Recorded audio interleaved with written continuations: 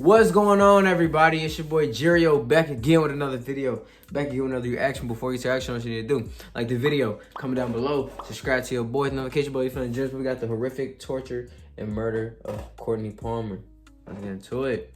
What is up, everyone? Welcome back to Grade A's TV. And today I'm going to talk about the murder of Courtney Palmer. So let's get right into it. Tulsa homicide detectives say that they're investigating a very disturbing lead. They think that a man who witnessed a shooting last month in South Tulsa is dead, and there are rumors that his body was fed to hogs. A developing story. Tulsa police believe a man they've been searching for who witnessed a shooting has been murdered. Fox 23 told you last month when TP... That's why when you see shit, you don't see shit. You don't, bro. Me personally, that's why I'm at my own business. If I'm driving, walking, doing something, you feel me, and I hear some commotion or I see some commotion, gee, I'm looking the other way. Ain't got nothing to do with me, bro. That's how everybody should be. If something going down, man, your business, bro. Ain't got nothing to do with you, you feel me?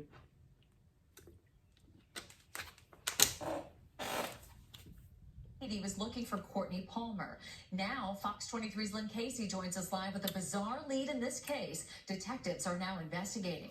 We believe he's dead. Sergeant Dave Walker says since we first told you they were looking for Courtney Palmer, police served a search warrant at a North Tulsa apartment that revealed physical evidence of a torture and beating. And the beating was they going to jail. Of a manner that lasted so long that he couldn't survive. So Courtney Palmer was last seen on November 10th of 2016. Unfortunately, on December 15th of that same year, after receiving a tip that Gerald Lowe, a suspect in Courtney Palmer's disappearance, was seen in Muskogee, Oklahoma, Tulsa police actually found a body, a badly burned body, in a shallow grave.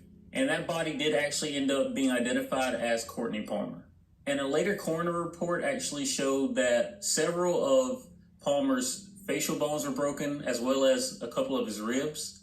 And it was also noted that his body was in an advanced state of decomposition. So now, once the Tulsa police actually... He beat that nigga.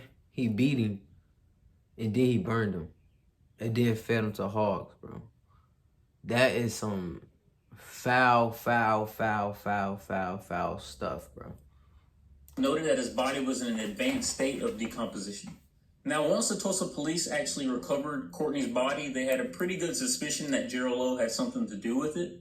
And the Tulsa police caught a really big break in the case they were building against Gerald Lowe when they ran tests on DNA found in a sock that was in a house very close to where the burial site was located. And the DNA later matched to Gerald Lowe and another suspect in the case, Michaela Riddle. And it's actually theorized that Lowe and Riddle, who were in a relationship at the time, had sex on a bed and then used that same bed to cover Courtney's body when they set it on fire and burned it. And they burned both of them. And that theory is supported because in the burial site around the body they found... And they look like they was in an apartment, and bro. How you in an apartment complex doing all this, bro? I don't know if they was in an apartment complex, but that looked like an apartment complex.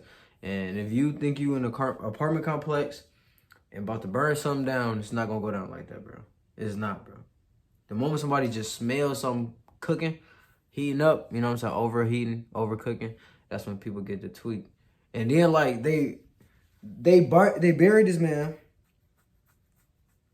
They didn't even bury him. They put him on a bed and burnt it. Like, bro, y'all tripping, bro. Tweaking.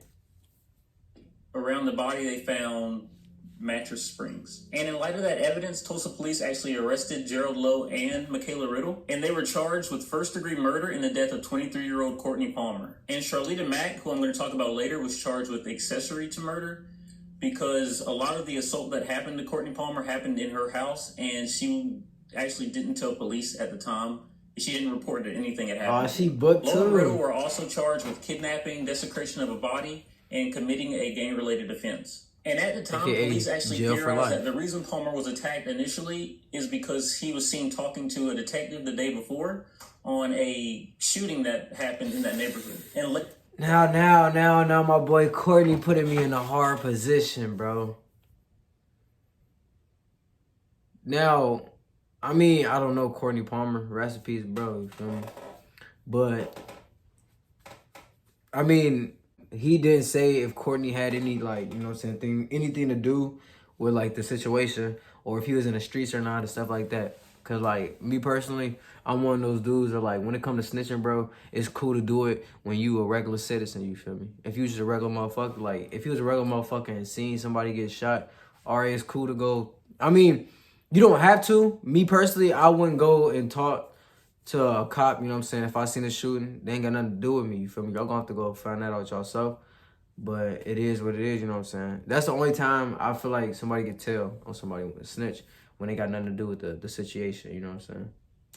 It's a dumb move. Later on, Lowe and Riddle actually admitted that they initially attacked and killed Courtney Palmer because they believe he set up the person who was shot that day, Carl Harris. Even though Harris, who was hospitalized for about 6 weeks due to his gunshot wounds, later stated that he didn't believe Courtney Palmer had anything to do with his shooting. Now, Charlita Mack, who, like I said, lived in the home where Courtney Palmer was initially beaten, actually told investigators they strangled him in my hallway and stomped on him till he couldn't breathe anymore. And in a cross-examination with one of Riddle's attorneys, Mack actually admitted to initially trying to cover up the crime. Janita Thomas, another witness to the crime, says she saw Lowe and Riddle attack Palmer in the bathroom before she and Riddle briefly left to buy 4 bags of ice at a nearby convenience store. And she said that she didn't initially know what the bags of ice were going to be used for, but that later on she saw Palmer lying in ice in a bathtub after he got beaten. It's also noted that she teared up as she was telling the attorney that she actually left Palmer and went to another room in the house when she saw that there was blood coming from his face. And when Lowe and Riddle actually accused Palmer of setting up Carl Harris, both her and Palmer actually told them multiple times that he had nothing to do with it, but they didn't believe him.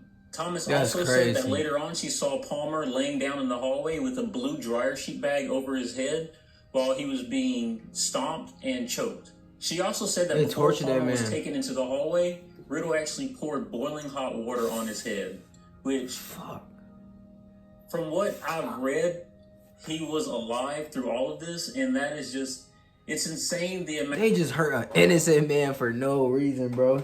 I know that boy was up in there screaming, like, damn, bro, I had nothing to do with this, you feel me? Like, what's going on?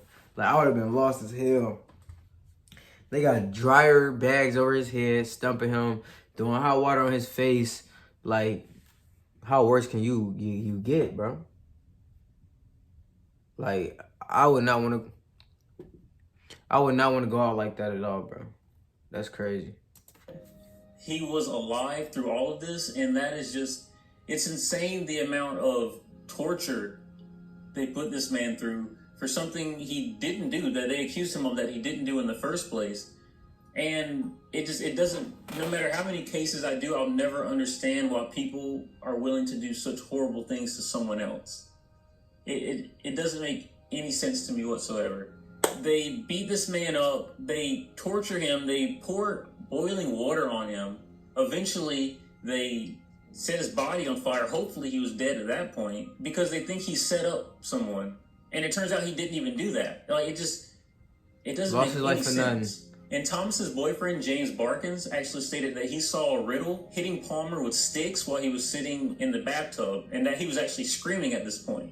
So now you have 3 different people who were in the house. Oh, they all getting booked. Witnesses. Weren't involved with actually torturing and beating Palmer, but they saw this happening and they didn't report it to the police. Why?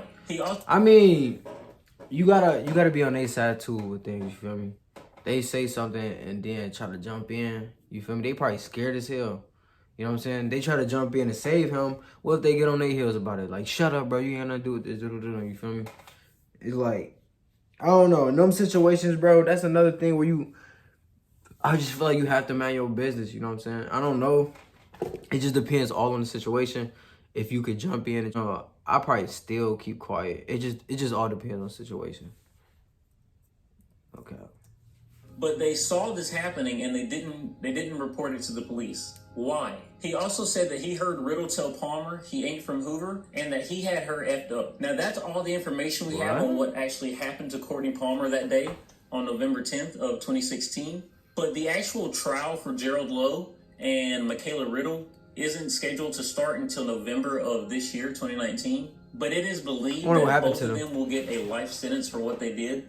The prosecution was actually initially pushing for the death penalty, but for some reason or another, that actual sentence was taken off the table, and now they're just pushing for a life sentence for both of them. They're gonna be And if you want more information on this case, of course, I'm going to leave links to the articles that I used. You better not end this video without description telling us down what happened to below. other people. But there was also a First 48, a two-part First 48 series done on this case, and I don't know the actual names of the case of the episodes, but I'll find out, and if I can find out, I'll put them over here somewhere, so you guys can check that out if you actually want to watch that. But that is the end of this video. That's all I have to say about this case. Well, that's not all I have to say. Like I've stated throughout this video, I'll never understand why people are willing to do something like this to another human being. I think both of them deserve life sentences. I know that Charlita is going to trial for accessory to the murder. I don't know what happened to her. I believe they had charges for Thomas as well, but they dropped those charges and they're just going to use her as a witness instead. Honestly, if it was up to me, I think that everyone involved deserves some type of prison sentence, just because you're in that room. I don't care if you didn't have anything to do with the actual murder or the actual beating. No, bro. Physical beating of Courtney Palmer, but you could have called the police at any point. I don't agree with him on that one right there, bro. It's easier to talk, you know what I'm saying, when you're not there, bro. Like, you gotta be in that situation, bro. And then once you be in that type of situation, then come call me, bro, and then you tell me something. But right now, I can't agree with him on that, you know what I'm saying?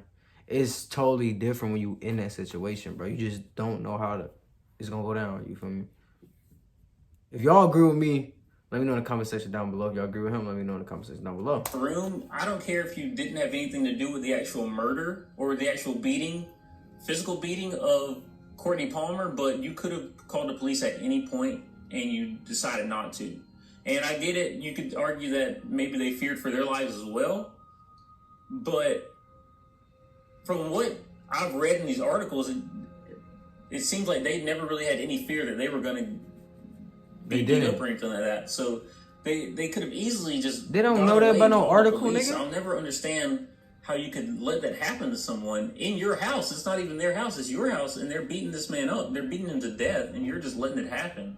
I don't... It's a shame. I mean, at the end of the day, Courtney Palmer, he died for no reason. He was killed, tortured, put through horrible things for no reason at all, for false accusations. And there's, no matter what happens to these people, no matter what charges they get, if they get life or whatever, that's not going to bring Courtney Palmer back. So let me know what you guys think about this. Make sure to like, comment, subscribe, do all those great things. Okay. And until next time, I hope you guys have a great day, great month, great year. And I'll catch... How are you doing? But anyways, Courtney Palmer, bro. Rest in peace to bro, you know what I'm saying? That man died for no reason, you know? But back to the witness situation. The only people that should be charged is the people that did that to him, and the person that crib it is, you know what I'm saying? Now, why I say that is because that's your crib. You got every right, you know what I'm saying, to tell them motherfuckers to take that shit to somewhere else. For me personally, they doing that. We at the crib, you know what I'm saying? We all cool, and they come up in there and they talk about beating somebody and torturing. No. You take that somewhere else, you know what I'm saying? Whose crib it was should be going to jail too. But them other people, they were just there, you know what I'm saying? They ain't got nothing to do with it, bro. They shouldn't get charged for that, in my opinion. But y'all let me know your thoughts down below on the video. It's been your boy Gerio.